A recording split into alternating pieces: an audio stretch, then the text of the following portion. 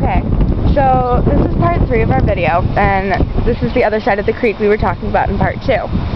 And I would say that this would be about a 4 on the biological scale, because there's a lot of overhanging, like, vegetation, and there's just, like, you can tell that there's, like, no fertilizer going through.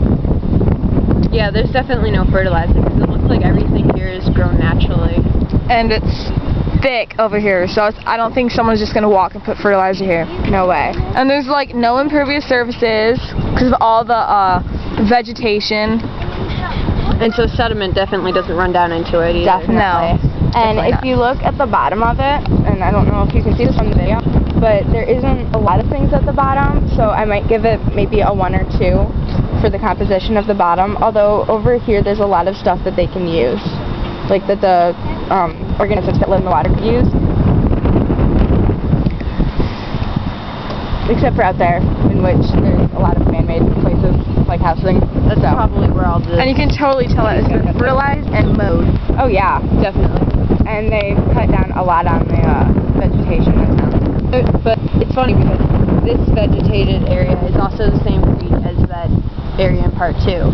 True. So all of that stuff can actually run down into this, It can. even though you can't tell all that much. Yeah, and then this part, because of all the vegetation that's around, will most likely be able to pull out a lot of the pollution and pollutants and litter and stuff that we saw in the last video, because the vegetation here can literally just have the roots pull it out. There's even a bird or bat box right there. It's a bat box. Used to bring more Wildlife. yes into the area. And this is the other side of the bridge that we are standing on. And over Which this here, is much more vegetated. yes, but you can definitely tell that they've put in drainage system here because of this large impervious. Where does that go? Right into the Rouge River. Which this is actually a small portion of the Rouge River. Yeah, it's There's a another tributary. box over there too. Yeah, they're lined all along the edge of this.